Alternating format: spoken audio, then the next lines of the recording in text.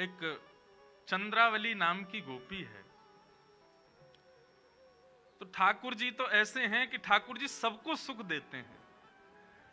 जितनी भी गोपियां हैं, चाहे वो ललिता विशाखा भले ही मुंह पे खूब गाली गलौज होती हो, एक दूसरे को मारपीट करवे को भाव रखते हो, लेकिन एकांत में ठाकुर जी उनको भी सुख देने जाते हैं। अब लोग इसमें मन में विचार कर सकते हैं कि ठाकुर जी सबको सुख क्यों देते हैं।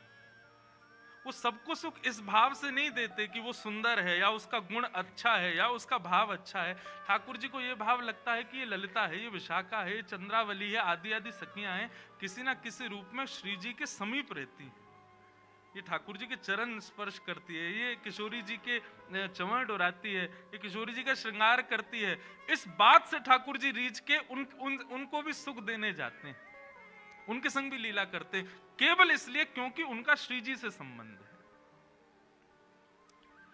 श्री जी के सन्मुख तो ठाकुर जी नहीं करते, लेकिन एकांत में कभी कोई गोपी कहे कि मेरे घर भी न एक प्रसाद पा जाओ, न एक मोकू भी सेवा को अवसर प्रदान करो, मैं भी आपके चरणन में कुमकुम लगाऊं, मैं भी आपको इत्र अर्पित करूं, मैं भी आपको श्रृंगार करूं, तो ठाकुर जी कभी कभी समय मिलने पर गोपियों के पास भी सुख देने जाते हैं। ये देखो, अब आपको पहले ही बताऊं, ये निवृत्त निकुंज की लीला है, इसलिए संशय हृदय में उत्पन्न नहीं होना चाहिए। ध्यान से सुनिएगा, ठाकुर जी की लीला पर कभी संशय मत कर। आपको अपराध नहीं लगेगा, बताने वाले को अपराध लगेगा, इसलिए मैं बहुत डर डर के सुना रहा हूं। निवृत्त निकुंज में एक दिन चंद्रावली ने ठाकुर जी को आमंत्रित किया। तो श्री जी के सामने तो लाल जी इशारों कर रहे, बोले ये चली जाएंगे तब आएंगे। श्री जी चली गई, सब सखियां चली गई, चंद्रावली अपने घर को गई। बढ़िया भोजन थाल तैयार कियो, बढ़िया सुंदर कुमकुम केसर ठाकुर जी को अर्पित करने के लिए तैयार कियो। पधरामनी ठाकुर जी की रहने वाली चंद्रावली के यहाँ। ठाकुर जी जैसे ही भीतर पहुंचे, खूब सुंदर अपने हाथन से प्रसाद पवायो, पंखा जल रही है, ठाकुर जी को श्रृंगार कर रही है, चरणन में कुमकुम लगा रही है, केसर चंदन लगा रही है। इतने में ही श्री जी को ठाकुर जी की याद आ गई।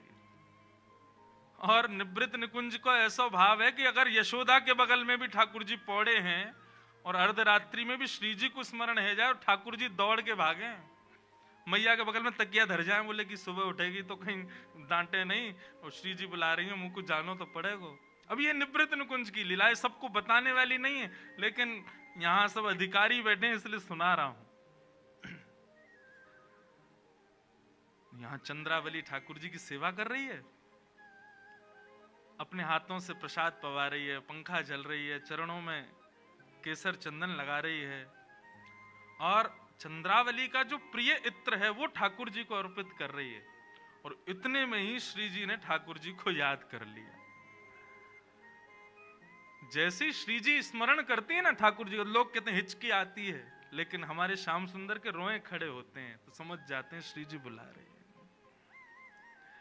ठाकुर जी विचलित हो गए। चंद्रावली बोली, कहा भयो? बोले श्री जी बुला रही हैं, श्री जी को याद आ रही है।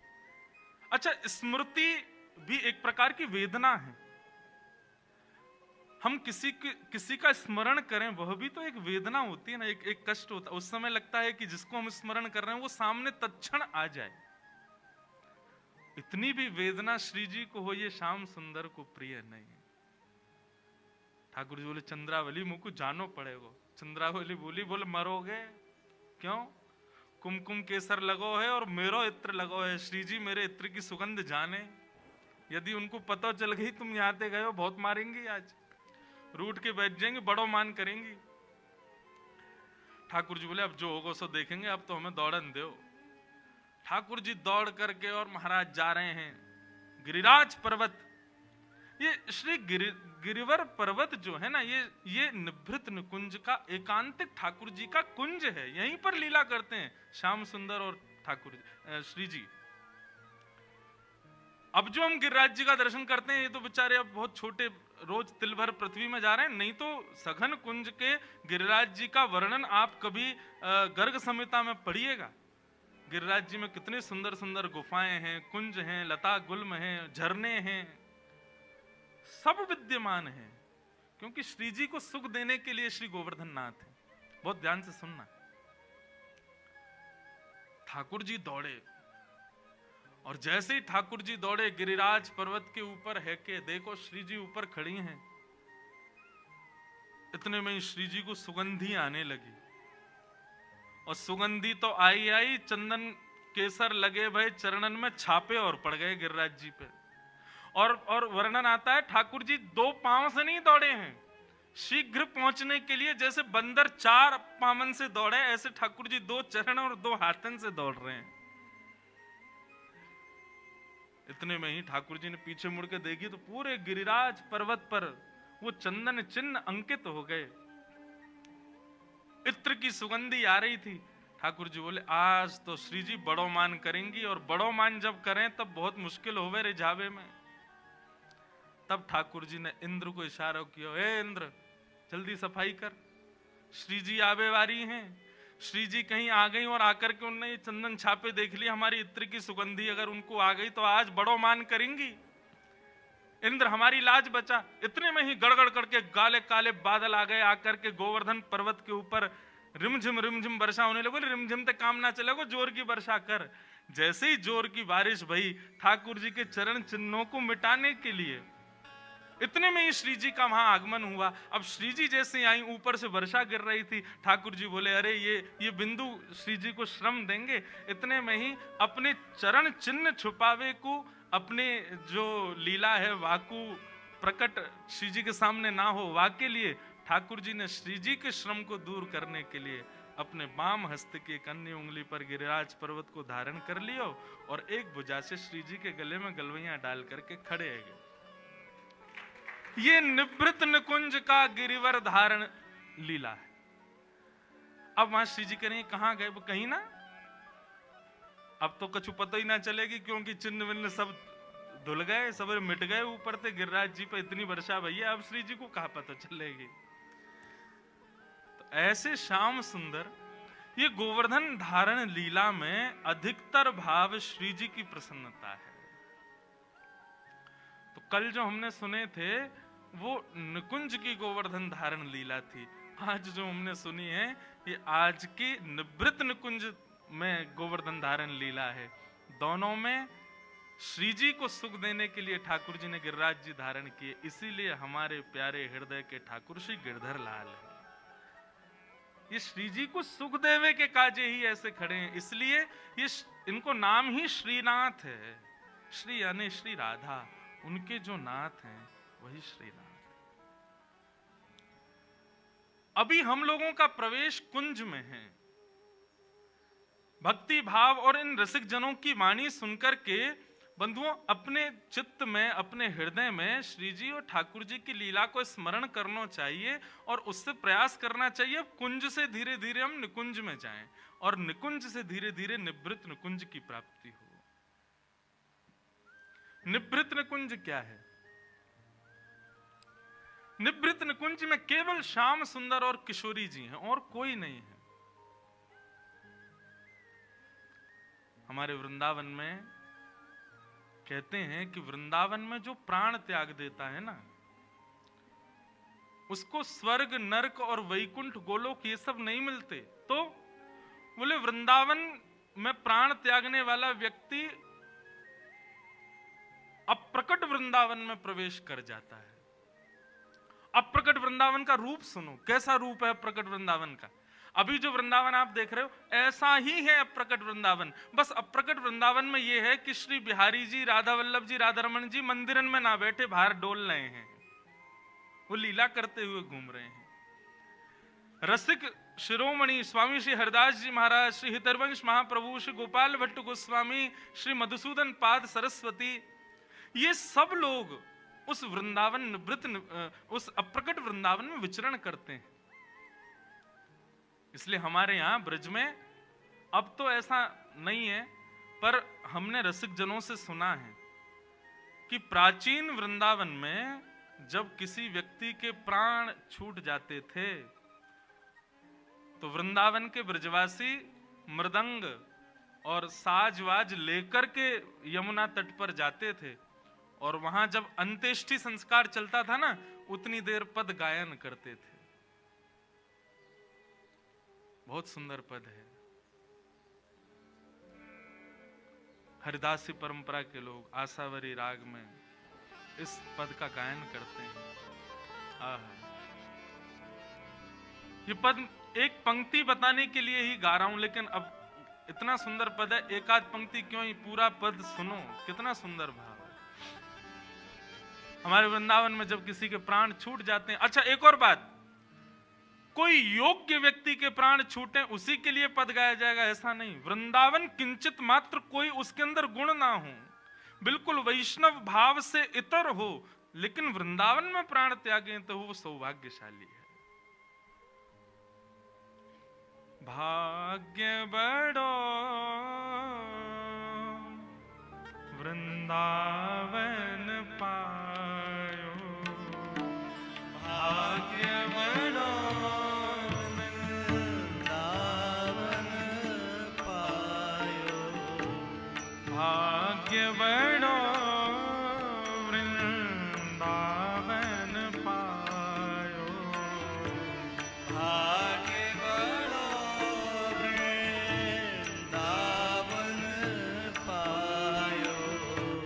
भाग्य बड़ो वृंदावन पायो, भाग्य बड़ो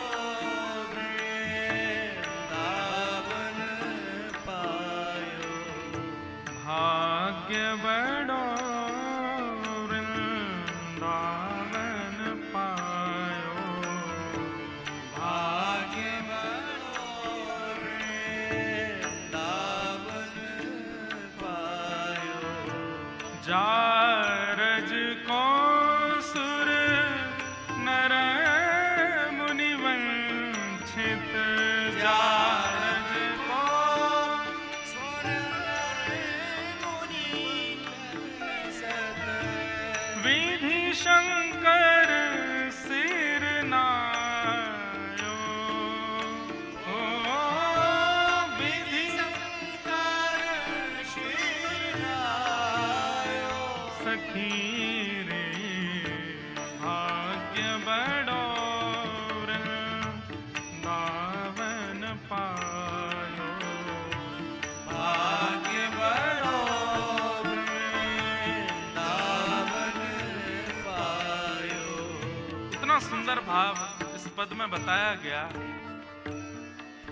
रसिक जन कहते हैं उस परिवार से जिस परिवार का व्यक्ति चला गया, सब रो रहे हैं, विलाप कर रहे हैं, लेकिन सब रसिक जन कहते हैं शोक संताप करो मत कोई, शोक संताप करो मत कोई, दाव भलो बनियायो, ओ दाव भलो बनियायो,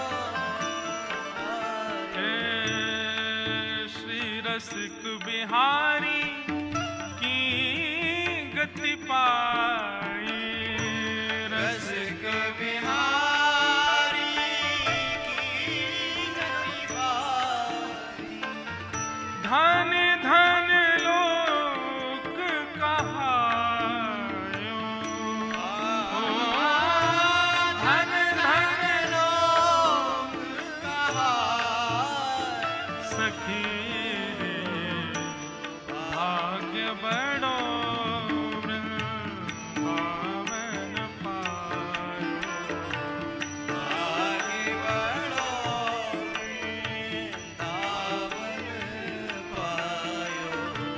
भाग्य बड़ो वृंदावन पायो, भाग्य बड़ो वृंदावन पायो, भाग्य बड़ो वृंदावन पायो। ये पद आज भी गाया जाता है यदि कोई रसिक वृंदावन में प्राण त्याग दे, पर प्राचीन काल में तो सबके लिए गाया जाता था।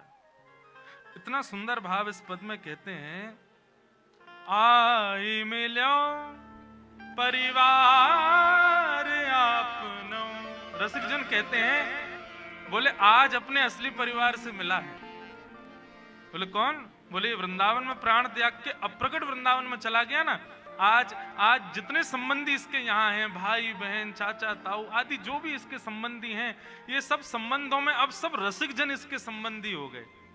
वृंदावन में प्राण त्यागने के बाद जब अप्रकट वृंदावन में वो जीवात्मा जाती है, तो वहां पर उसका स्वागत कौन करते हैं? श्री स्वामी हरिदास जी महाराज, श्री गोपाल भट्ट गोस्वामी, यही सब उससे अपने अपने संबंध बनाए। अच्छा क्यों रो रहा है? पिताजी की याद आ रही, चल आज से हम तेरे पिताजी। किसकी याद आ रही है? बोले कि माँ। अच्छा आज से ये तुम्हारी माता जी।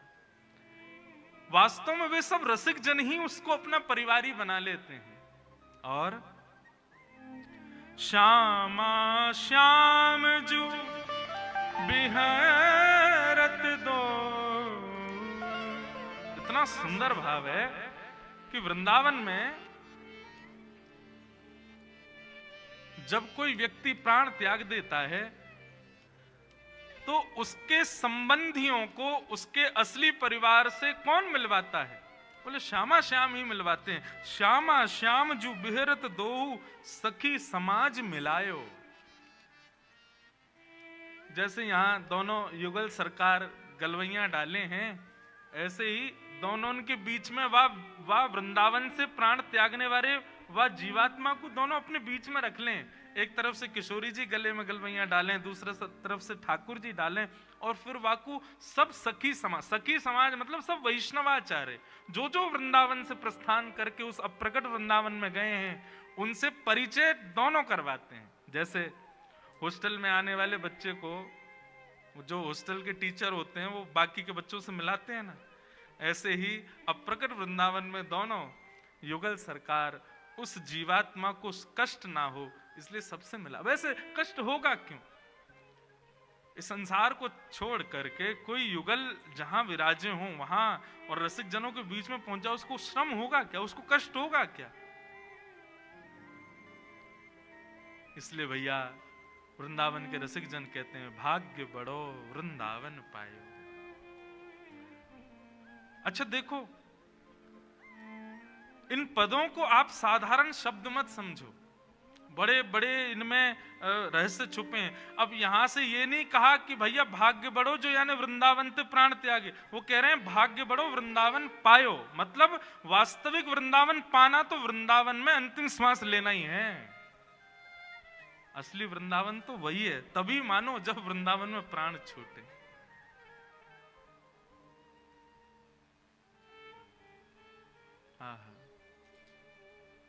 कभी कभी ऐसा मन में भाव आता है, जन्म बड़ा दुर्लभ है वृंदावन में, पर जन्म से भी दुर्लभ मृत्यु है वृंदावन में। वृंदावन की रज में लीन हो जाएं, श्री यमुना पुलिन पर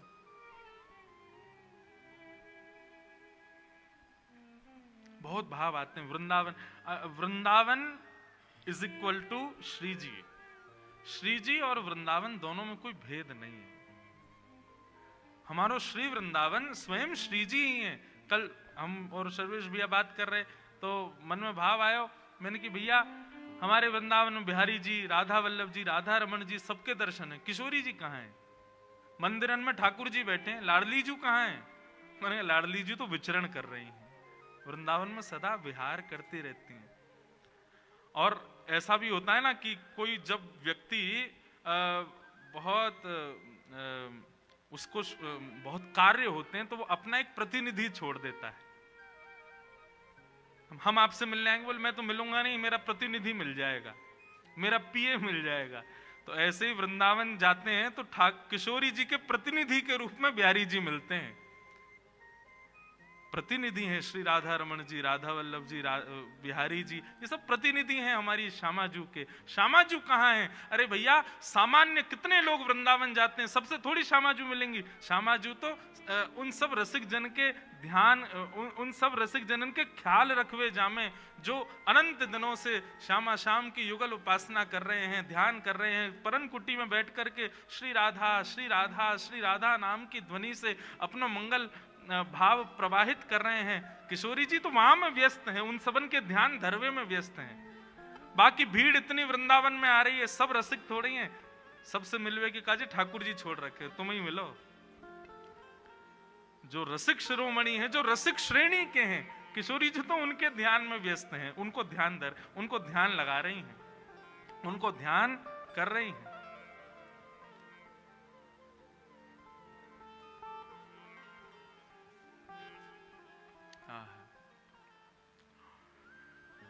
तो ऐसी हमारी श्यामा जी और ठाकुर जी दोनों के युगल भाव को हम आप सब लोग श्रवण कर रहे हैं।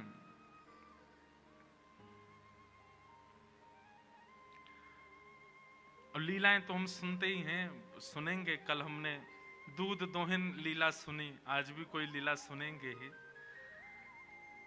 पर उससे पूर्व कुछ भाव श्री जी के उस अद्भुत रूप के बारे में हम श्रवण करें।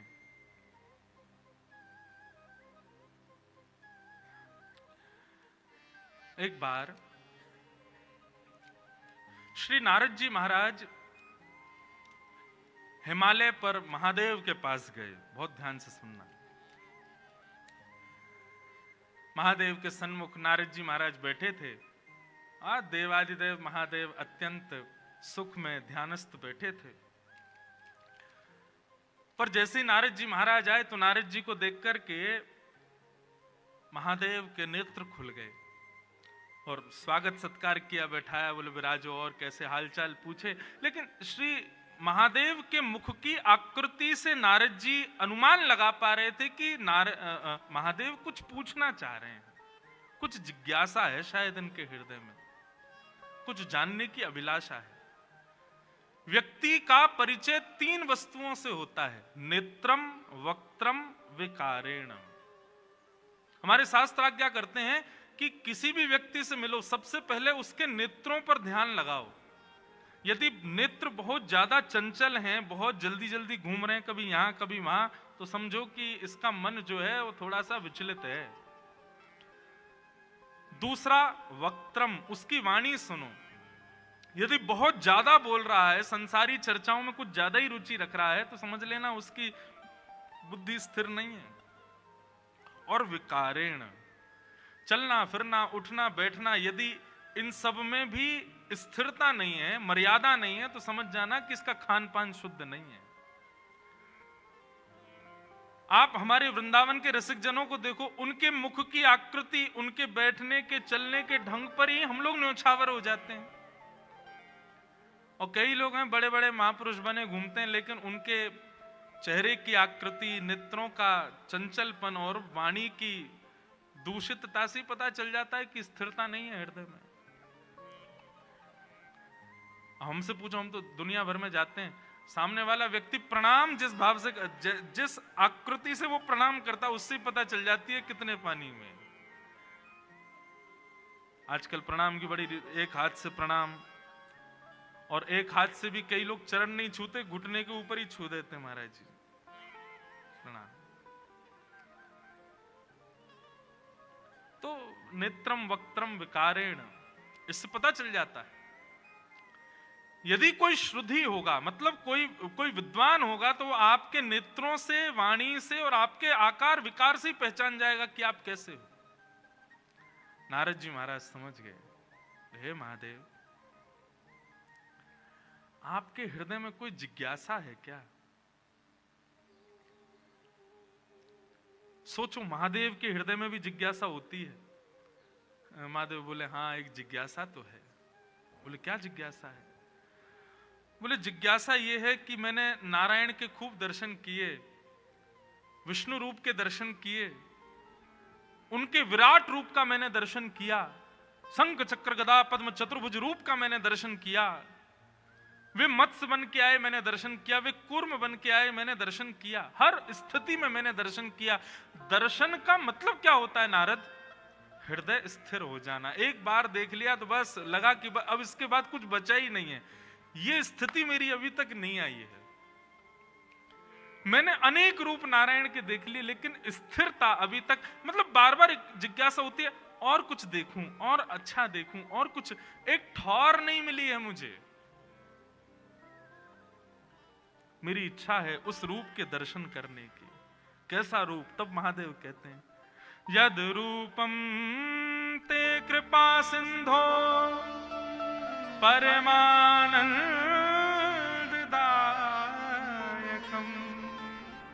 मुझे उस रूप का दर्शन करना है जो परम आनंद को प्रदान करे और स्वनिंदाश्रम नित्यम मूर्तिमन सर्वतोदिकम। ऐसा स्वरूप जो इन सब स्वरूपों को भी अपने ऊपर न्योछावर कर लेता हो। मतलब कौन कौन से स्वरूप? चतुर्भुज रूप, विराट रूप, मत्स्य रूप, कूर्म रूप, नृसिंह रूप, ये सब भी उसके ऊपर न्योछावर हो जाते हो। निर्गुणम निष्कम्यम शांतम यद्हेति विदुबुधा तदहं दृष्टुमिच्छामि चक्षुभ्याम परमेश्वर। निर्गुणम निष्क्रियम शांतम यद्हेति विदुर्बुधा तदहं दृष्टुमिच्छामि चक्षुभ्याम परमेश्वर। मुझे ऐसे रूप का दर्शन करना है। सीधी बात, पूरा वेद क्यों सुनाऊं? शंकर जी कह रहे हैं जिसको देखने के बाद कुछ और देखने की इच्छा ही ना रहे मेरे भीतर, ऐसा रूप मुझे देखना है। नारद जी बोले आपने ये जिज्ञासा ठाकुर जी से कही? बोले उनसे कहने की मेरी हिम्मत नहीं हो रही। क्यों? बोले ये जितने रूप वो धारण करते हैं हर बार मेरे कहने पे ही तो करते हैं कि अब आपको ऐसे देखना चाहता हूं। अब आप वो इतने सारे रूप धारण कर चुके हैं, मुझे भी लगता बेचारे परेशान हो जाएंगे, इसलिए मेरी इच्छा नहीं। बोले नहीं नहीं अब चलो।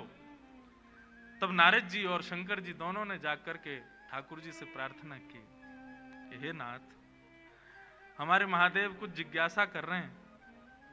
बोले कैसी जिज्ञासा है? बोले आपके ऐसे रूप का दर्शन करना है जिसके बाद नेत्रों को कुछ देखने की इच्छा ही ना रहे। ठाकुर जी बोले भैया ऐसा रूप तो एक ही है, जार रूप को देख करके मैं श्याम सुंदर भी और कोई को ना देखना चाहूं, वो रूप। और वो रूप कौन का है?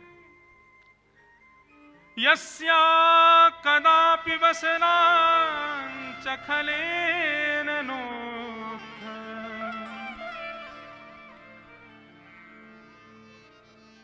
आहा, ठाकुर जी वर्णन कर रहे हैं वो रूप कैसा है। आहा, आज हम थोड़े अपने रसिक जनों के भी कुछ भाव लेके आए जो वैष्णव जनों ने बताए हैं। स्वयं ठाकुर जी बता रहे हैं कि ऐसे कैसे कैसे रूप हैं जिन पर वे स्वयं न्योछावर हो जाते हैं। तब ठाकुर जी वर्णन करते हुए कहते हैं भैया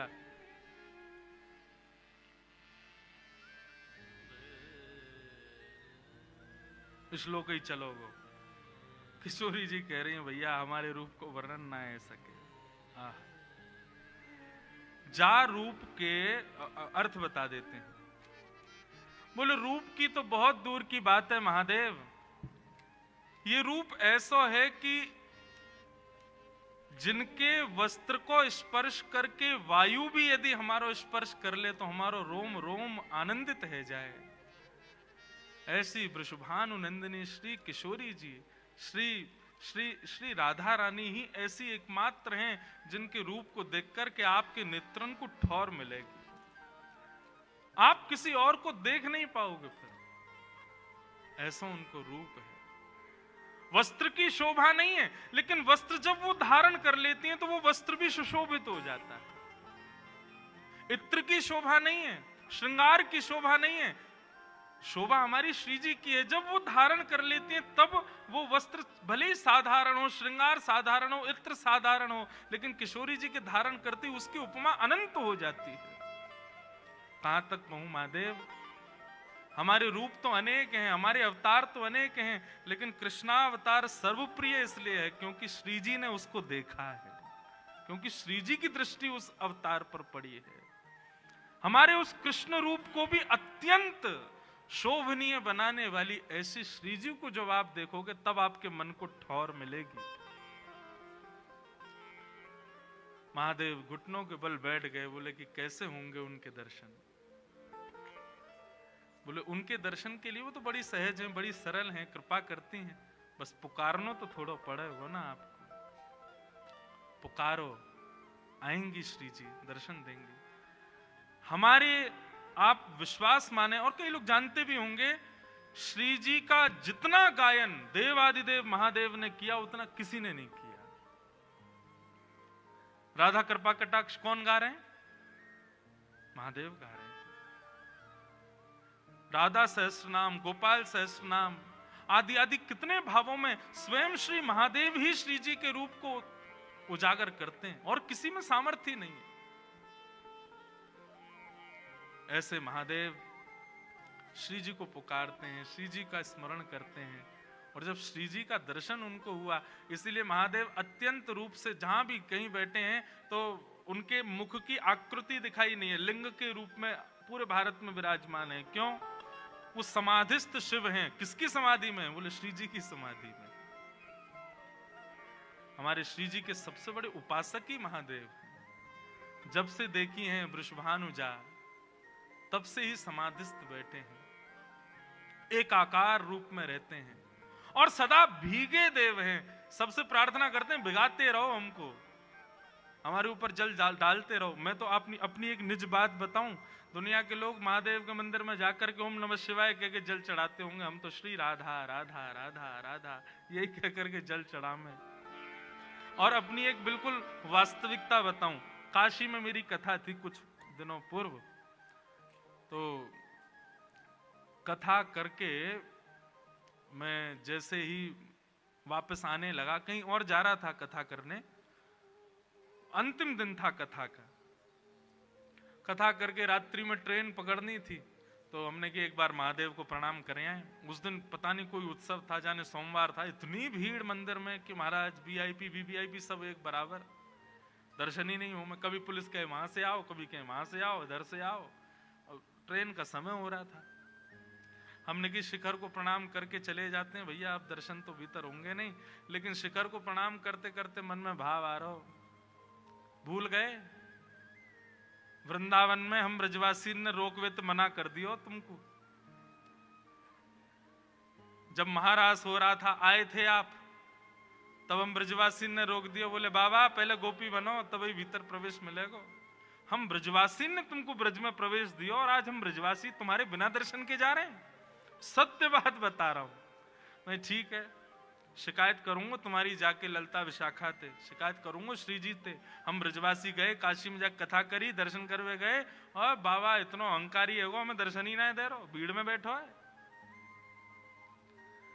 बस इतना कह करके मैंने देखेंगे अब क्या आई हो तुम वृंदावन में। और जैसे ही उठ के जाने लगा, इतने में ही पीछे से पुजारी जी आ रहे थे, वो एक आध दिन कथा में आए थे, तो उन्होंने कथा अरे व्यास जी आप? मैंने कि हाँ भैया हो गई कथा। मैंने हाँ बस जा रहे हैं दर्शन। मैंने कि कहाँ, देखो इतनी भीड़, पुलिस कह रही है वहां से आओ वहां से आओ, ट्रेन का समय। बोले अरे हाथ पकड़े सीधे महादेव के पास। जैसे ही शिकायत की बात कही, अब आई हो वृंदावन, महाराज वीवीआईपी नेता आदियों को भी दर्शन रुक गए होंगे, उस समय हमको बुला लिया भीतर। बोले ना ना ना ब्रजवासी आओ भैया, अरे सॉरी गलती क्षमा। ऐसी श्यामा जू के परम उपासक हैं। बिहारी ने दो यमुना जी के तीरे तीरे, इतना सुंदर वर्णन है, बहुत ध्यान से सुनो। हमारी सामान्य कथाओं में आने वाले लोग अगर इस कथा में आएंगे तो हो सकता है उनको एक आध बात समझ में ही नहीं आवे, महाराज जी कैसी कहाँ की चर्चा कर रहे हैं। भैया ये निकुंज नहीं है, ये कुंज नहीं है, ये निवृत्त निकुंज है, यहाँ तो अलग ही चर्चा है। श्री बिहारिन देव जी बिहारी जी की सेवा करते थे। पहले बिहारी जी गृहस्थों से सेवा नहीं करवा रहे, अभी तो सदगृहस्थ गुसाई परिवार सेवा करते हैं, पहले तो बिहारी जी सन्यासियों से और विरक्तों से ही सेवा करा रहे थे। तो बिहारिन देव जी, बिहारिन दास जी बिहारी जी की सेवा करते थे और सेवा करते हुए उनके मन में एक ही भाव रहता था कि हे बिहारी जी, कब मिली हैं वह सखी सहेली, हरिवंशी हरिदासी, हरि हम कब होंगे ब्रजवासी। ये ब्रजवासी, ये बिहारिन देव जी का भाव इसलिए कि हमको अप्रकट वृंदावन कब मिलेगा, जहां स्वयं श्री हरिदास जी विराज रहे हैं, जहां स्वयं आचार्य चरण विराजते हैं, उस वृंदावन का दर्शन कब होगा जहां आप युगल स्वरूप धारण करके विचरण करते हो, जहां यमुना में जल नहीं केसर युक्त सुगंधित जल बहता है, जहां पर यमुना के तट पर रेणुका की बालू नहीं मड़ियों की बालू है, जहां पर वृंदावन में वृक्षों पर कोयल चहकती नहीं है, चिड़ियाएं चहकती नहीं है, श्री राधा श्री कृष्ण नाम ध्वनि प्रकट करती हैं, जहां पर जिस अप्रकट वृंदावन में रहने वाले मानवों का भोजन पानी केवल आपके दर्शन मात्र हैं, उस वृंदावन का मुझे कब आस्वादन होगा। अप्रकट वृंदावन का थोड़ा भाव समझो। अप्रकट वृंदावन में यमुना जी नहीं बहती, या अप्रकट वृंदावन में सुगंधित श्री ठाकुर जी और किशोरी जी के चरणों का चरणामृत बहता है, सुगंधी आती रहती है। अप्रकट वृंदावन में श्री यमुना जी के तट की बालुका मणियों की है। अप्रकट वृंदावन में जो दर्शनार्थी भ्रमण करते हैं वो कहीं भोजन पानी करने के लिए बैठते नहीं है, उनका भोजन पानी आस्वादन सब कुछ श्री प्रियालाल जी के दर्शन हैं। ऊंची ऊंची अटारियों पर वैष्णव जन खड़े होकर के केवल निहारते रहते हैं, कहां श्यामा श्याम की लीला चल रही है, तुरंत दौड़ करके वहां पहुंच जाते हैं और पहुंच करके ऐसे बैठते हैं कि उनको विक्षेप ना हो, केवल उनका दर्शन करना ही उनका सर्वस्व है। श्री बिहारिन देव जी बिहारी जी की सेवा करते हुए बोले, हे नाथ मुझे भी उस अप्रकट वृंदावन में ले चलो। नित्य ये प्रार्थना करते थे बिहारी जी से। एक दिन बिहारी जी ने सुन ली और श्री बिहारिन दास जी यमुना के तट पर सुबह सुबह भोर में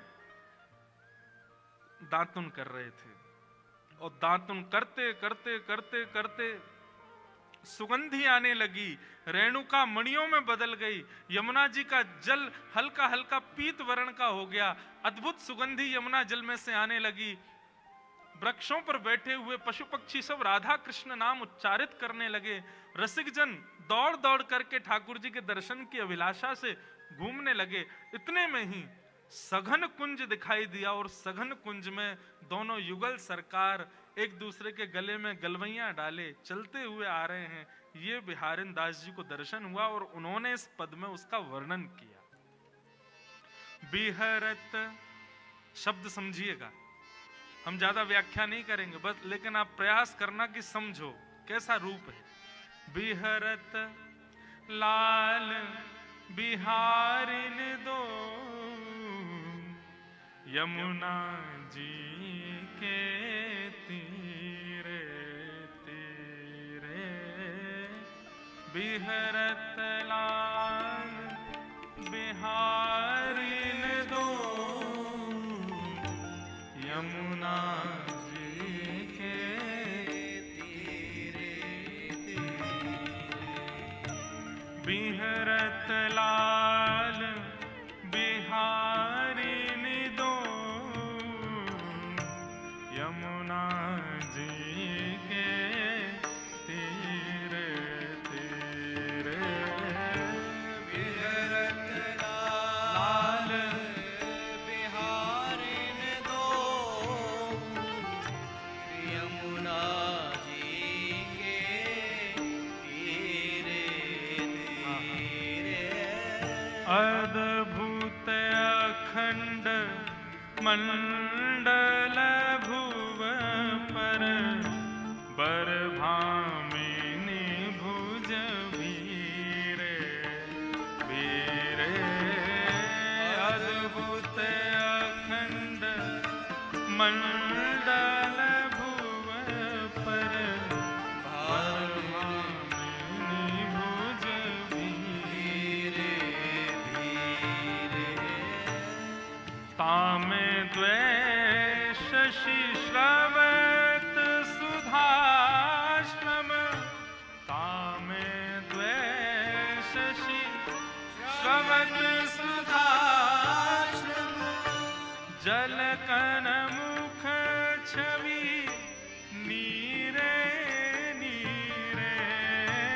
जलकन मुख छवि नीरे नीरे, उपजत किरण कपोल विमल हसी, उपजत किरण कपोल विमल हसी, लस दस नावली हीरे हीरे, लस दस नावली हीरे हीरे। विचार करो बंधु, चिंतन करो। श्यामा शाम एक दूसरे के गले में गलवैयां डाल करके चलते हुए आ रहे हैं, मंद मंद मुस्कुरा रहे हैं। सूर्य की किरण पड़ने पर दोनों के मुखमंडल पर छोटे छोटे प्रश्वेत के बिंदु हैं। मुस्कुरा रहे हैं तो गालों पर कपोल भी ऐसे चमक रहे हैं मानो दो दो चंद्रमा प्रकट हो गए हों। जब मुस्कान प्रकट हो गए तो ऐसे लगे कि मानो दांत नहीं है, हीरे जैसे दांत हैं दोनों युगल बिहारी के। बेहरत लाल बिहारी ने दो यमुना जी के तीरे तीरे। बेहरत लाल बिहारी ने दो यमुना जी के तीरे तीरे। कुंज गगन घन अलग बदरिया, कुंज गगन घन अलग बदरिया, चलत परस्पर सीरे सीरे, चलत परस्पर सीरे सीरे। कुंज गगन घन अलग बदरिया, कुंज गगन घन अलग बदरिया, चलत परस्पर सीरे सीरे, चलत परस्पर सीरे सीरे। लोचन चारु चकोर चिते हित, लोचन चारु चकोर चिते हित, पिबत धीर न धीरे धीरे, पिबत धीर न धीरे। दोनों युगल सरकार मधुर चाल चलते हुए आ रहे हैं। तभी जोर की हवा ब्यार बहे तो श्री किशोरी जी की अलकावलियां मुखमंडल पर आ जाती हैं, तो ऐसा लगता है मानो पूर्णिमा के चंद्रमा के आगे बादल आ गए हों, वह भी उसकी शोभा बढ़ा रहे हैं। लोचन चारु चकोर चिते हित, पिबत अधीर न धीरे धीरे। किशोरी जी श्याम सुंदर को देख रही हैं, श्याम सुंदर किशोरी जी को देख रहे हैं, परंतु नेत्रों का भी एक समय होता है, नेत्रों की भी एक अवधि होती है, उससे ज्यादा देख नहीं सकते। जैसे जीव को पानी मिलने पर प्यास बुझ जाती है, ऐसे नेत्रों को भी दर्शन मिलने पर दृष्टि शांत हो जाती है। परंतु यहाँ पर ऐसी स्थिति है कि जितना पानी पी रहे हैं उतनी प्यास और बढ़ रही है। ठाकुर जी जितना श्याम सुंदर, जितना किशोरी जी को देख रहे हैं, उतनी ज्यादा इच्छा और प्रकट हो रही है कि और देखूं। और ऐसे ही हमारे श्याम सुंदर जब किशोरी जी को देख रहे हैं तो उनके नेत्र और प्यासे होते जा रहे हैं किशोरी जी को देख करके। ये दृश्य श्री बिहारिन देव जी को दिख रहा है। बिहरत लाल बिहारिन दो यमुना जी के तीरे तीरे। बिहरत लाल बिहारिन दो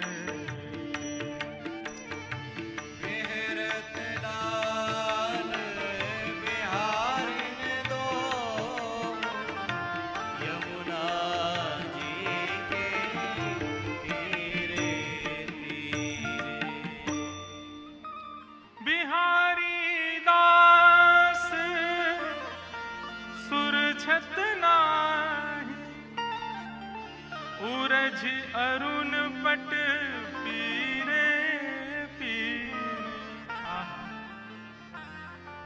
श्री बिहारी दास जी की स्थिति कैसी है? नेत्रों से नेत्र मिल रहे हैं। श्री जी और श्याम सुंदर के नेत्र एक दूसरे की प्यास बुझा रहे हैं। कानों के कुंडल यहां श्री जी के, वहां श्याम सुंदर, वे भी मिल रहे हैं। दोनों के हस्तकमल एक दूसरे से मिल रहे हैं। अरे औरों की बात छोड़ो, यहां ठाकुर जी को पीरो पटका और श्री जी की गुलाबी चुनरी भी एक दूसरे से मिल रही है। और इन सबन के बीच में उलझे पड़े हैं श्री बिहारी दास जी। ऐसे उलझे 3 दिन तक दातुन करते रहे यमुना जी के तट पर बैठे बैठे। और 3 दिन तक वहां निधिवन राज में बिहारी जी के दर्शन ही नहीं हुए। क्यों? बिहारी दास जी सेवा करते थे और वो 3 दिन से वहीं यमुना पुलिन पर बैठे, अब प्रकट वृंदावन का दर्शन कर रहे हैं। हमारे हरिदासी परंपरा के वैष्णवों का प्राण धन है ये पद। दातुन करते करते करते करते करते और इस रूप का दर्शन, इस माधुरी, इस अद्भुत भाव का दर्शन, भाव साम्राज्य में प्रवेश कर गए। 3 दिन में अविरल रक्त धार मुख से बहने लगी। कपड़ों पर होते हुए वो धार बहती हुई यमुना जी में जाकर के मिल गई। कुछ वैष्णव यमुना में स्नान करने के लिए गए आगे घाटों पर। उन्होंने देखा कि यमुना जी में रक्त की धार कहां से आ रही है। उसके पीछे पीछे जाकर के देखा तो देखा बिहारी दास जी मुख में दांतुन कर रहे हैं, नेत्रों से अश्रुधार, मुख से रक्तधार। कुछ हरिदासी परंपरा के वैष्णवों ने आकर के कान में कहा, कुंज बिहारी श्री हरिदास। जब स्वामी जी का नाम सुना तब चेतना आई। नेत्र खोल करके देखो, बोले अरे इतना सवेरा है गो। अरे भैया मैं तो अभी स्नानु ना कियो, बिहारी जी के श्रृंगार भी ना किए। वैष्णवों ने रोका, बोले बिहारी दास जी आप कब बैठे थे यहाँ पे? बोले अभी अभी सवेरे भोर में आयो, दातुन कर रो, स्नान कर, अब जाऊं, अब मुझे क्षमा कर दियो, एक विलंब है। विलंब? 3 दिन हो गए आपको, आप 3 दिन से बैठे हो यहाँ पर। 3 दिन से बिहारी जी भूखे प्यासे शयन शैया पे लेटे हैं, उनके श्रृंगार ही नहीं हुआ, दर्शन ही नहीं हुआ, भोग भी नहीं लगा। तब बिहारी दास जी गए और बिहारी जी के चरणों में प्रणाम करके बोले, सेवा पूर्ण भई अब मेरी, अब मैं सेवा नहीं कर सकता। मैं समझ गया नाथ, आप मुझे वो अप्रकट वृंदावन क्यों नहीं दिखा रहे थे, क्योंकि फिर मैं आपका नहीं रह पाऊंगा, आपकी सेवा में फिर मैं नहीं आ पाऊंगा। नाथ क्षमा करो, अब तो उस अप्रकट वृंदावन में ही रहना है। और श्री बिहारी दास जी उस अप्रकट वृंदावन में प्रवेश कर गए। बंधुओं, भक्ति की ठौर कहां है? हम सेवा कर रहे हैं, हम नाम जप कर रहे हैं, हम कथाएं सुन रहे हैं, हम तीर्थ यात्राएं कर रहे हैं, अनुष्ठान कर रहे हैं, इन सब का अंत कहां है? हम ब्रजवासियों से पूछो तो वही अप्रकट वृंदावन, वो हमारी ठौर है। हमें लाल जी सदा ऐसे ही मिलते हैं। सुबह मैं कई बार लाल जी से प्रार्थना करके सोता हूं, रात्रि में शयन करा, मैं लाल जी कल सुबह ऐसे मिली हूं, कोई को नहीं बताऊंगा, मैं किसी से नहीं कहूंगा। सुबह जब उठाऊं तो ऐसे मिल जाइयो, फिर भले ही ऐसे आ जाइयो। एक बार तो अनुभव करा, कभी एकांत में ठाकुर जी के पास बैठे होते हैं, लाल जी से कहें, लाल जी थक गए होंगे, हार गए होंगे, पौड़ जाओ, मैं किसी से नहीं कहूंगा, आप लेट जाओ थोड़ी देर। जिस दिन वो स्थिति, अभी वो स्थिति नहीं आ रही, इसका मतलब हम चूक कर रहे हैं कहीं पर। जिस दिन वो स्थिति आ जाए, समझना बस अब हमारी ठौर है, यही हमारा सर्वस्व है। ऐसे हमारे श्री बिहारी दास जी ये पद में गाता हूं, मेरा रोम रोम आनंदित हो जाता है।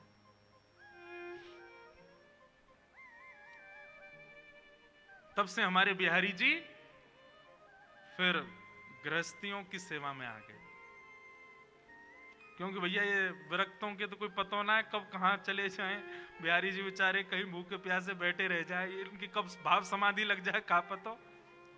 कम से कम गृहस्थी अगर एक भाव साम्राज्य में गया तो दूसरा तो कर लेगा ना सेवा। बस इसलिए बिहारी जी की सेवा ऐसे गृहस्थियों में आई। बंधुओं, आपको पता है हमारे यहाँ बिहारी जी कृष्ण को ना कहें, श्री किशोरी जी को बिहारी जी कहें। हाँ, यहां पर बिहरत लाल बिहारिणी दो, श्री किशोरी जी को बिहारिणी कहें। बिहारी जी एक प्रकार से किशोरी जी को कहते हैं, हरिदास परंपरा के वैष्णव। सब जगह भैया बात तो वही है, हमारे माई श्यामा जू को राज। श्री किशोरी जी जाके अधीन सदा ही सांवरो, या ब्रज को सरताज। कल एक भाव में कह रहा था कि हमारे ठाकुर जी टेढ़ा मुकुट क्यों पहनते हैं। उसके पीछे भी एक पद श्री स्वामी हरदास जी का ही पद है।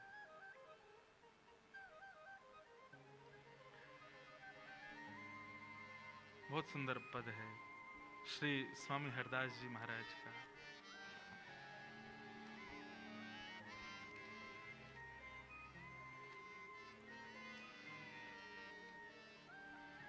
जहां जहां चरण परत प्यारी जू तेरे, स्वामी श्री हरदास जी महाराज कह रहे हैं, जहां जहां चरण परत प्यारी जू तेरे, ताहा ताहा मन मेरो करत फिरत पर छाई, ताहा ताहा मन मेरो करत फिरत पर छाई। जहां जहां किशोरी जी के चरण जाते हैं तहां तहां ठाकुर। अच्छा, ठाकुर जी हमारे टेढ़े थोड़े ही हैं, ये लाल जी टेढ़े श्री जी ने कर दिए। बुरो मत मानियो श्री जी वारे हो, ये लाल जी हमारे टेढ़े नहीं है। ये श्री जी कब कहां चरण रख दें तो ठाकुर जी अपने मुकुट को ऐसा करते हुए चलें कि वहां पर छाया पड़े, और श्री जी के चरणन को छाया पड़े, या हमारे ठाकुर जी हमारे दुल्लर तिल्लर रह के और चलें कि भैया कहीं यहाँ छाया बनी रहे, छतरी बनी रहे। एक रासलीला का पद आता है,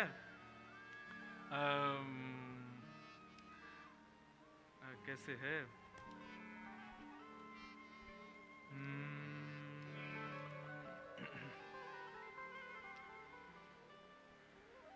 रास को एक पद है, अभी स्मृति में नहीं आ रहा है, आए तुरंत बताऊं।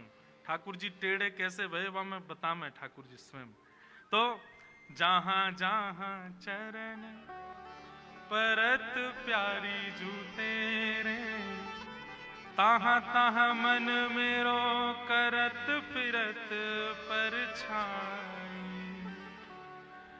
और अगली बात कितनी सुंदर, स्वामी हरदास जी कह रहे हैं, बहुत मूर्ति मेरी चवर डुरावत, को बीरी खबावत एक बार सीले जाही। आहा, ठाकुर जी जब निवृत्त निकुंज में श्री जी के संग विराजते हैं तो ठाकुर जी कभी श्री जी की चोटी गूंथने लग जाते हैं, लेकिन तभी ठाकुर जी को मन होवे ये पायल नीचे पड़ी है श्री जी के चरण में पहना दूं, तो ठाकुर जी चोटी छोड़ के जैसे ही श्री जी को पायल पहना, अरे बताओ अब महाश्रम है गया ना, वहां चोटी पूरी बना नहीं पाए, यहाँ पायल पहनाने आनो पड़ो, पायल पहनावे जामे। इतने ही किशोरी जी के मुखमंडल पर प्रश्वेत के बिंदु देखें सो ठाकुर जी चमर डोरावन लग जाए। ठाकुर जी कहें भैया एक सेवा मेरी पूर्ण ना होवे, दूसरी सेवा की इच्छा है जाए। सो ठाकुर जी अनंत रूप धारण कर लेते हैं, एक रूप से चमर डोराते हैं, दूसरे रूप से चोटी गूंथते हैं, तीसरे रूप से पायल पहनाते हैं, चौथे रूप से आरसी दिखाते हैं, पांचवें रूप से भोग लगाते हैं। निवृत्त निकुंज में सखियों का प्रवेश नहीं है, वहां पर एक किशोरी जी और अनंत ठाकुर जी, अनंत ठाकुर जी मिलके एक श्री जी को श्रृंगार करें, एक श्री जी की सेवा करें। स्वयं ठाकुर जी कह रहे हैं, बहुत मूर्ति मेरी चवर डोरावत। इसके दो भाव हैं, एक भाव तो ये कि हमारे लाल जी अनंत रूप धारण करके श्री जी की सेवा करते हैं, कहीं श्री जी की कोई सेवा में रह ना जाए। प्रसाद की सेवा भी, आरसी की सेवा भी, जल की सेवा भी, सब अनंत रूप धारण करके स्वयं ठाकुर जी करते हैं। या फिर दूसरा भाव कहें तो श्री जी की सेवा में जो भी सहचरी हैं वो सहचरी नहीं हैं, वो स्वयं ठाकुर जी ही आते हैं। मतलब समझ में आई बात? ललिता हो, विशाखा हो, चंद्रावली हो, आदि आदि जो भी सखियां हैं, ये सब सखियां बाहर सखी हैं। श्री जी के अंतःपुर में आते ही ये सब सखियां बाहर ही रह जाती है। श्री ठाकुर जी ही अनंत सखियों के सहचरियों के रूप धारण करके भीतर आते हैं और श्री जी की प्रत्येक सेवा स्वयं ठाकुर जी करते हैं। क्यों? कोई यदि मन में भाव रखे कि मैं श्री जी की सेवा करूंगा और ठाकुर जी कहें भैया नेक पीछे रहियो, यहाँ पे केवल हमारा ही अधिकार है, लेकिन तू फिर भी हट पूर्वक करेगो तो को लगेगो कि तू कर रहा है, लेकिन तू नहीं करेगो, तेरे भाव से मैं ही करूंगा, क्योंकि श्री जी की सेवा तो मेरा अधिकार है। आप भले ही श्री राधा मुख से बोल रहे हैं, अभी अभी मैंने भी बोला, मुझे लगेगा मैंने कहा, लेकिन वास्तव में जब श्री राधा शब्द उच्चारण मैंने किया, मेरी जिह्वा पे ठाकुर जी आके बैठे हैं, क्योंकि श्री जी के एक भी भाव को ठाकुर जी अपने से दूर नहीं जान देते, सब स्वयं करते हैं।